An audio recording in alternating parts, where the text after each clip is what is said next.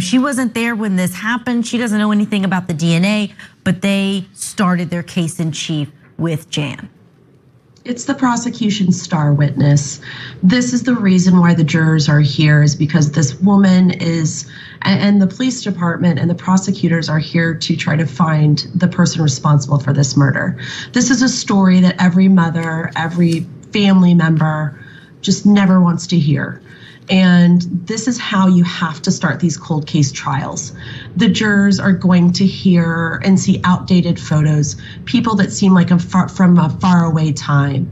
But when you have the mother in front of you 5 feet away describing your worst nightmare as a family member, as a mother, it's just what has to happen to bring everybody back into the room as jurors to pay attention to this trial and to, follow along in this case.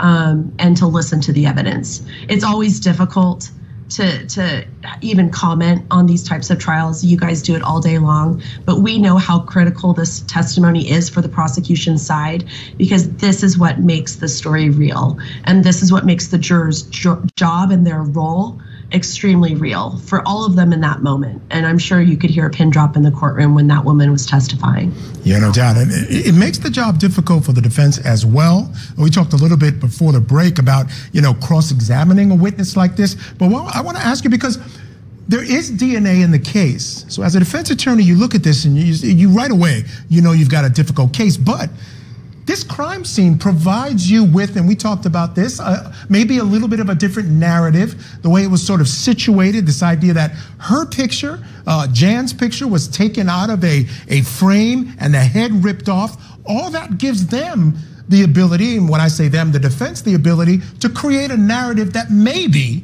if you can put enough dings in the DNA tests, maybe you can come up with a narrative that can get you a juror or two. Absolutely, Michael. I mean, the defense strategy when you have DNA evidence against your client is what?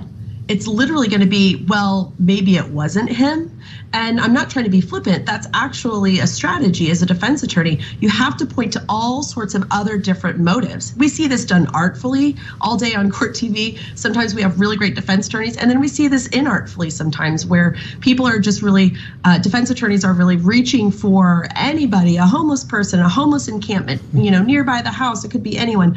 And those usually aren't very successful defense strategies or arguments. So what this jury is looking for is not just like 5 different alternative theories. It would probably be one alternative theory, one other person. And the only thing that I think is compelling from the crime scene itself is the ripped up photograph. That's an interesting question mark. And again, though, jurors in this scientific day and age where we all can become experts about DNA testing online or through, watching interesting shows on television and social media.